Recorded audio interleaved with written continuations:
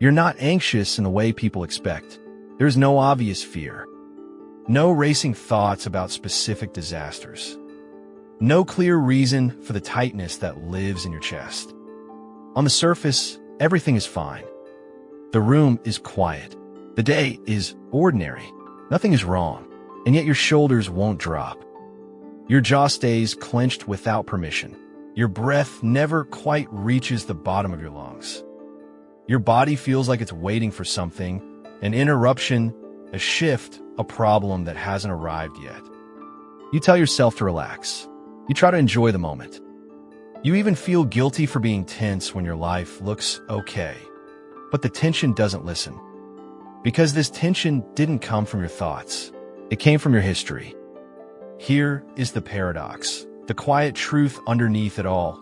The same tension that once kept you safe is now preventing you from ever feeling safe. At some point, staying alert became necessary. Calm became unreliable. Relaxation became dangerous. So your body adapted. Not loudly, not dramatically, but permanently. And now, even in peace, your nervous system doesn't stand down. It stays armed. Because it learned that nothing is wrong is often the moment right before something is. Psychology has a word for this state, but the word doesn't capture the experience. Hypervigilance. Not the exaggerated version portrayed in movies. The subtle kind. The kind that lives under your skin. Hypervigilance is what happens when the nervous system learns that unpredictability is the rule, not the exception. It becomes obsessed with prevention. It scans constantly, not for visible danger, but for emotional shifts. A tone change, a pause, a silence that lasts a second too long. Your body learned to read the room before you learn to read books. This is often rooted in chronic emotional stress, not one catastrophic event. Homes where moods were unstable, where calm could break without warning, where safety depended on awareness, not rest. Another key concept here is neuroception, the brain's unconscious system for detecting safety or threat. When this system is shaped by early unpredictability, it becomes biased toward danger. Neutral moments are interpreted as pre-storm. Then there's allostatic load, the cumulative wear on the body from prolonged stress activation. Your system never fully shuts off. It runs hot, constantly adjusting, constantly preparing.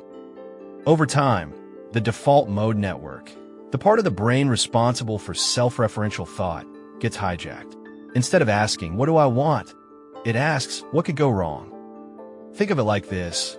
Other people have an internal off switch. You were never given one.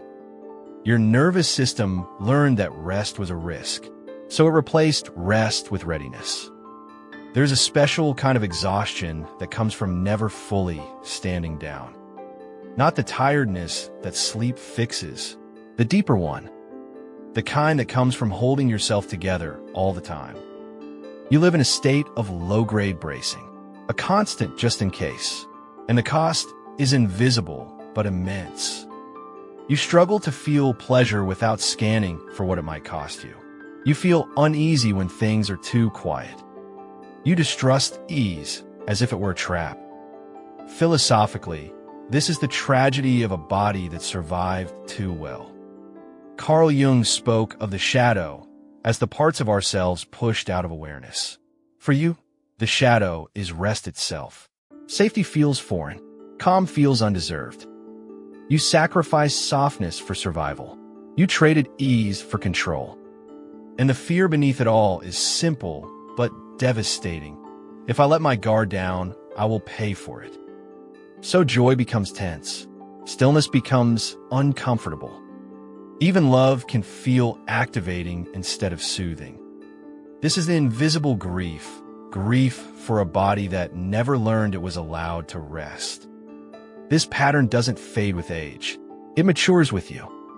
You might notice that you feel restless even on vacations. Can't fully enjoy success before anticipating the next problem. Struggle to sleep deeply because your body stays half awake. Feel responsible for preventing things from going wrong. have difficulty being fully present in calm moments, feel oddly uncomfortable when everything is too good. In relationships, you may unconsciously prepare for emotional shifts that never come. You read between lines that aren't there. You stay slightly guarded, even with people who have never hurt you. At work, you may be competent, reliable, always prepared, but internally exhausted. You carry tension as if it were a duty. Here is the crucial reframe.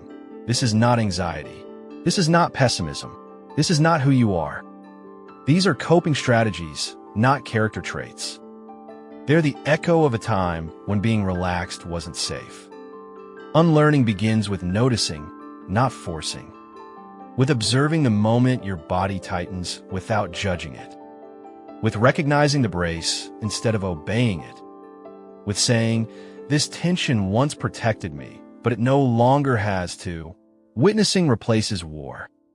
Healing does not mean pushing yourself to relax.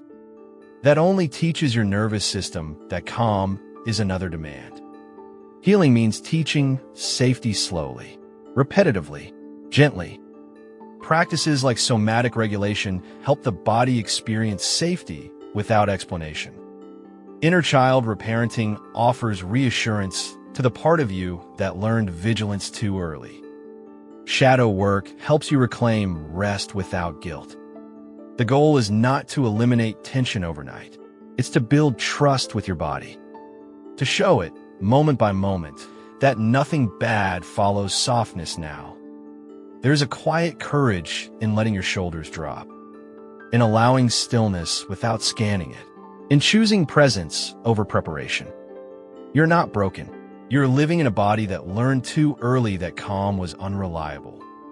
You survive by staying tense. Now, you get to learn how to live without bracing. Not by forcing peace, but by allowing safety to arrive slowly. The goal was never be fixed. It was to teach your nervous system that it no longer has to stand guard forever. If this resonated, you're not alone, and you're not weak for feeling this way. You adapted brilliantly, and now you're allowed to rest.